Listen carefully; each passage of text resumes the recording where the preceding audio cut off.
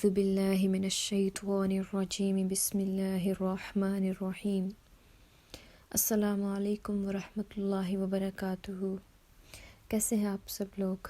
امید ہے اللہ کے کرم سے خیر و عافیت سے ہوں گے اور ایمان کی بہترین حالت میں ہوں گے انشاءاللہ۔ آج کا ٹاپک آپ کے پچھلے ایک تو ٹاپک سے ملتا جلتا ہے۔ آج اسی سے متعلق میں تھوڑا سا بیان کروں گی آج،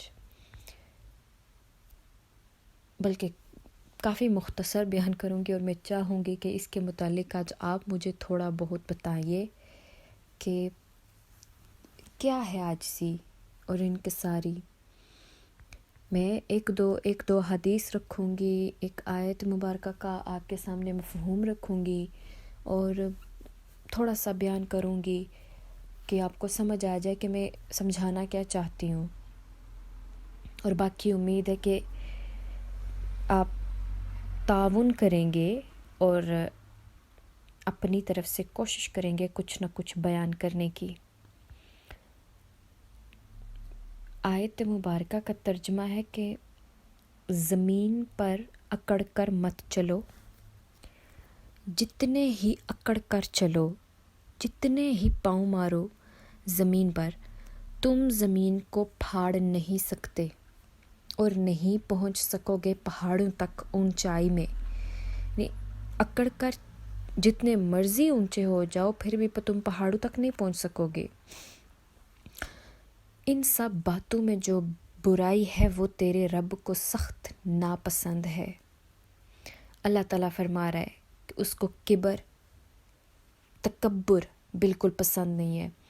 لوگ آج کل گردن میں کیا سینے میں بھی جیسے سریا رکھ کے چل رہے ہوتے ہیں، تو ان لوگوں کے لیے ہے کہ تم چاہے زمین پر جس طرح سے مرضی چلو، کتنے ہی اکڑ کر چل رہے ہو تم انہیں کوئی دنیا فتح نہیں کر دینی۔ دوسرا یہ کہ ایسے چلتے ہو گردن اکڑا کر، تو اس سے تم کوئی پہاڑوں تک یا آسمان تک تو پہنچ نہیں سکتے۔ تو ایسی چیزیں یہ اللہ کو بالکل ناپسند ہے۔ حدیث مبارکہ میں ہے کہ بے شک اللہ تمہاری صورتوں اور تمہارے اموال کو نہیں دیکھتا کہ کتنا مالدار ہے، شکل کیسی ہے اس کی، بلکہ وہ تو تمہارے دلوں کو دیکھتا ہے اور تمہارے عملوں کو دیکھتا ہے۔ تو اس لیے صورت جیسی بھی ہو وہ تو اللہ تعالیٰ نے بنائی ہے، ہمیں اپنی سیرت کو سنوارنے کی کوشش کرنی چاہیے۔ یہ ایک تو حدیث میں حالانکہ پہلے بھی بیان کر چکی ہوں، لیکن دوبارہ سے بتانے کا مطلب کیونکہ بہت سارے ٹاپکس میرے لازم و ملزوم ہیں۔ میں نے جب سٹارٹ لیا تھا تب سے اب تک میرے خیال سے بہت سارے ٹاپک میرے ایسے ہیں جو کہ اگر ایک میں نے بیان کیا تو دوسرا اگر نہیں کرتی تو آپ کو مکمل سمجھ میں نہ آتا۔ تو ٹھیک ویسے ہی آپ اگر میرے سارے ٹاپک سن رہے ہیں تو آپ کو پتہ ہوگا کہ یہ عاجزی اور انکساری انہی میں سے ایک ٹاپک ہے، لیکن الگ الگ آپ کو ہر ایک چیز کے بارے میں بتانے کا مقصد یہ ہوتا ہے تاکہ آپ اچھے سے سمجھ سکیں اس چیز کو، کہ ہر ایک چیز اگر جیسے کہ میں نے صبر کے بارے میں بتایا، تو صبر کیا ہے؟ حقیقت میں دیکھا جائے تو عاجزی بھی نا صبر کا دوسرا نام ہے۔ جس انسان میں صبر نہیں ہے وہ عاجزی اختیار کر ہی نہیں سکتا، کیونکہ عاجزی افضل ترین عبادت ہے، اور عبادت نماز عاجزی کی بہترین مثال ہے۔ کیسے؟ اچھا، ایک بندہ ہے، وہ کسی بڑے کو دیکھ کر 3 طرح کا ادب کرتا ہے۔ یا تو اس کو دیکھ کر کھڑا ہو جائے گا، یا اس کے سامنے جھک جائے گا، یا اس کے قدموں میں پڑ جائے گا۔ یہ اس کے ادب کی مثالیں ہیں عاجزی کی۔ نماز ان تینوں کا مجموعہ ہے۔ قیام جب انسان کرتا ہے نماز میں، قیام جب کرتا ہے تو انسان کھڑا ہوتا ہے، ظاہر ہے۔ رکوع میں انسان جھکتا ہے، اور سجدے میں انسان اللہ کے سامنے اپنی پیشانی زمین پر ٹیک دیتا ہے۔ تو کیا ہوا کہ نماز پوری کی پوری عاجزی کی مثال بن گئی۔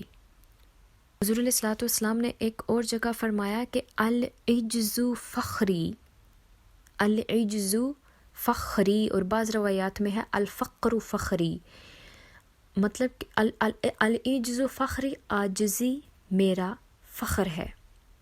یہ حضور علیہ الصلوۃ والسلام نے فرمایا کہ عاجزی میرا فخر ہے۔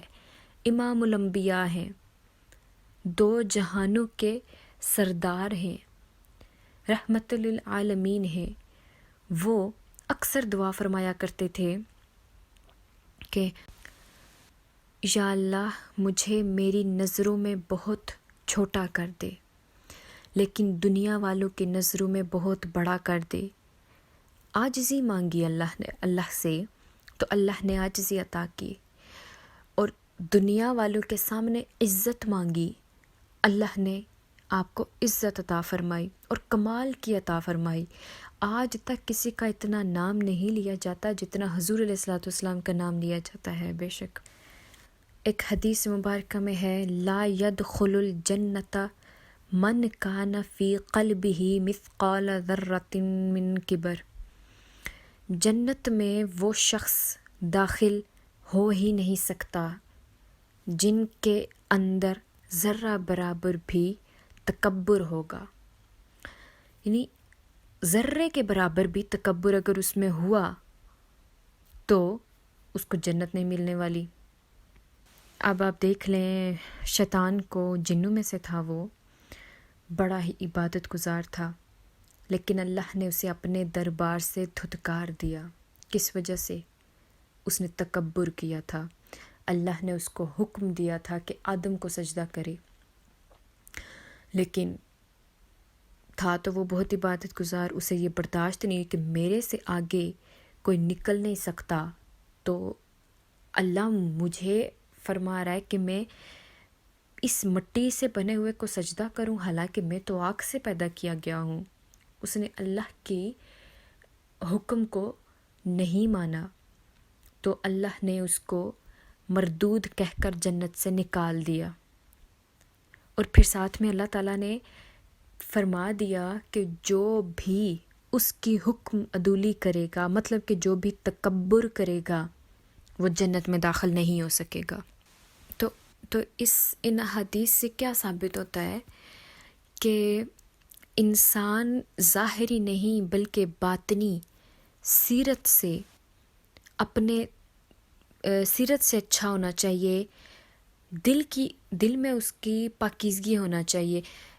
حضرت سلطان باہو فرماتے ہیں دل کالے نالوں منہ کالا چنگا، جے کوئی اے رمز پچھانے ہو۔ اصل بات دل کی پاکیزگی اور طہارت کی ہے۔ انسان کیا کرتا ہے کہ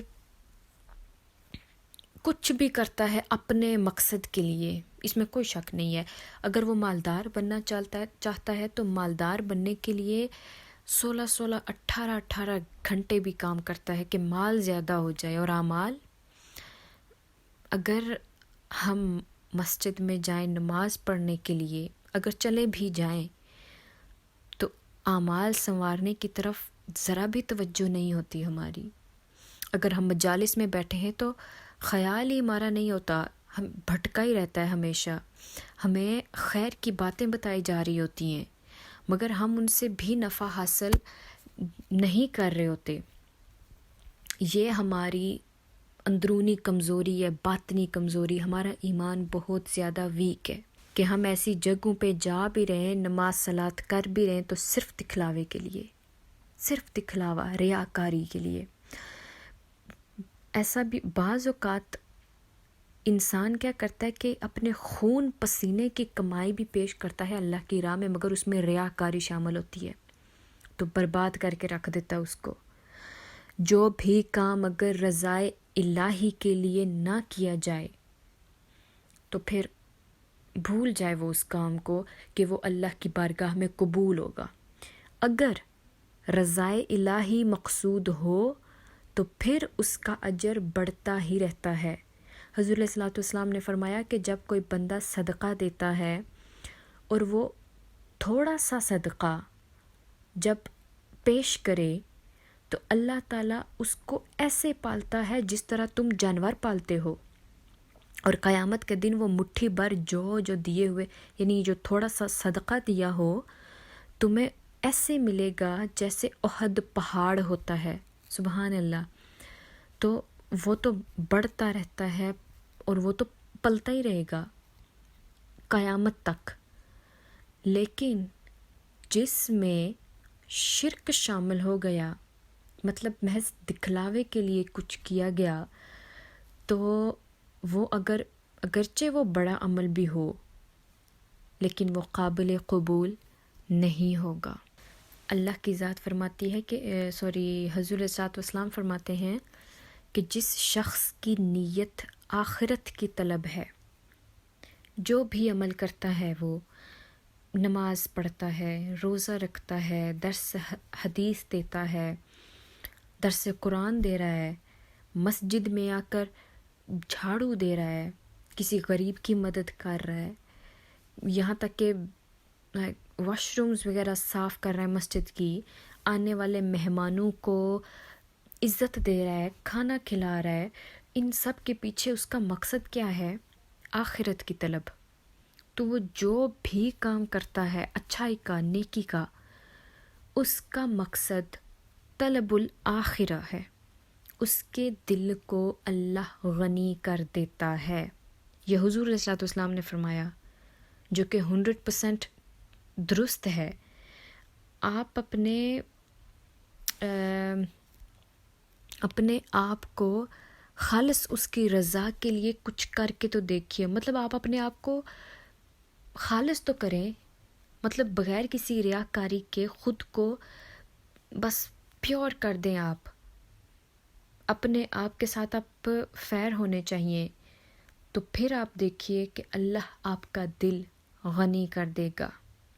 جب کوئی شخص اپنے اعمال کو آخرت کے لیے انجام دیتا ہے تو اللہ اس کے دل کو غنی کر دے گا۔ یہ حضور علیہ الصلوۃ والسلام کا اپنی امت سے، اپنے لوگوں سے وعدہ ہے، اور بے شک وہ ایسی ہستی نہیں ہے کہ جن کا ہم بھروسہ نہ کر سکیں، نعوذ باللہ۔ وہ ہے نا آیت مبارکہ کہ یوفون بعہد اللہ۔ تو عاجزی اور انکساری اختیار کیا کیجیے۔ چھوٹی موٹی چیزیں آپ روزمرہ اپنی زندگی کے معاملات دیکھ لیں، بہت ساری جگہوں پہ آپ کو عاجزی اختیار کرنی پڑتی ہے، بلکہ کرنی چاہیے بھی، کیونکہ بہت اگر عزت کا جیسے کہ حضور علیہ السلام کی وہ دعا میں نے آپ کے سامنے رکھی کہ حضور علیہ السلام دعا فرمایا کرتے تھے کہ یا اللہ کہ تو مجھے میری نظروں میں چھوٹا کر دے اور لوگوں کی نظروں میں مجھے بڑا کر دے، یعنی کہ لوگوں کی نظروں میں میری عزت بڑھا دے۔ تو یہ تبھی ہوتا ہے جب آپ خود کو چھوٹا کریں گے، جب آپ خود کو چھوٹا کریں گے تو اللہ کو بڑھا دے گا، بہت بڑھا دے گا۔ تو چھوٹا سا ہی نسخہ ہے، کلیہ ہے کہ آپ عاجزی اختیار کریں، ہمیشہ عاجزی، تکبر اختیار نہ کریں۔ اگر آپ کے سامنے آپ سے کوئی کم تر بندہ ہو تو اس کو حقارت آمیز نظروں یا الفاظ سے اس کو چھلنی کرنے کے بجائے آپ اپنے آپ کو دیکھیں، اگر خود اللہ کا شکر ادا کریں، عاجزی اختیار کریں، تو اللہ کو یقین جانے یہ عمل اللہ کو بہت پسند آئے گا، بنسبت اس کے جو آپ اس کو اپنی نظروں سے اگلے بندے کو کیا کہتے ہیں اس کو ایسے اس کے آگے شو کریں جیسے آپ تو کوئی بڑی توپ چیز ہو، بڑی کوئی اوپر کی پہنچی ہوئی چیز ہو۔ تو جو بھی ہے اللہ تمام کا پالنے والا ہے، کسی کو دے کے آزماتا ہے اور کسی کو کسی سے لے کر آزماتا ہے، بس دیکھتا وہ یہ ہے کہ کون اس پر کتنا صابر و شاکر رہتا ہے، کون کتنا قناعت پسند ہے، کون اس کا ہر وقت شکر ادا کرتا رہتا ہے۔ تو یہ سب چیزیں عاجزی میں آ جاتی ہیں۔ انسان کو چاہیے کہ عاجزی اختیار کرے۔ میں زیادہ نہیں بتاؤں گی آپ کو، میرے اکثر ٹاپک لمبے ہو جاتے ہیں۔ میں چاہتی ہوں کہ میں لیکچر آپ کو ایسا دوں کہ آپ مزید کوئی تشنگی باقی نہ رہے، لیکن پھر بھی آج دوسرے الفاظ میں آپ یہ سمجھ لیں کہ میں اس لیے تھوڑا بیان کر رہی ہوں کہ اس کے متعلق مزید آپ لوگ اس کے متعلق تلاش رکھیے، اس سے ڈھونڈیے احادیث مبارکہ، اس سے مزید دیکھیے، اگر آپ کو کچھ ملتا ہے مزید اس ٹاپک سے ریلیٹڈ تو آپ وہ شیئر کیجئے، ٹھیک ہے، آپ اس کا جواب دیجئے اپنے الفاظ میں، تو انشاءاللہ بہتر ہوگا۔ میں ہمیشہ کہتی ہوں اور آج پھر کہوں گی، آپ جتنا کوآپریٹ کرنے کی کوشش کریں گے اتنا ہی آپ کے لیے بہتر ہوگا، دوسروں کے لیے بھی آپ راہیں ہموار کریں، تو اللہ آپ سب کا حامی و ناصر ہو، سب بہتر ہو۔ میں یہی دعا کروں گی کہ ہمیں اللہ پاک عاجزی و انکساری کے ساتھ اپنی زندگی گزارنے کی توفیق عطا فرمائے، اور ہمیں غرور و تکبر سے جتنا ہو سکے اس سے ہمیں بچائے رکھیں، اور بس کبھی بھی ہم اس کی نظروں سے نیچے نہ گریں، کیونکہ اگر ہم ایک بار اس کی نظروں سے گر گئے تو پھر وہ ہمیں کبھی بھی اپنی بارگاہ میں قبول نہیں کرے گا، اور اللہ تعالی ہمیں ہر اس ایسی بلا سے بچا کے رکھے۔ بلا سے مراد آپ وہ بے تحاشا دولت لے لیں، یا مطلب کچھ بھی ایسا جو کہ ہمیں غرور میں ڈال دے، تو اللہ ہمیں، میں نہیں چاہتی کہ اللہ کی کوئی بھی بندی سے اللہ پاک ناراض ہو۔ بس آپ میرے لیے اور میں آپ کے لیے دعا کرتی ہوں کہ ہمیشہ ہمیں عجز و انکساری کے ساتھ زندگی گزارنے کی توفیق عطا فرمائے وہ ذات۔ وما علینا الا البلاغ المبین۔ السلام علیکم ورحمۃ اللہ وبرکاتہ۔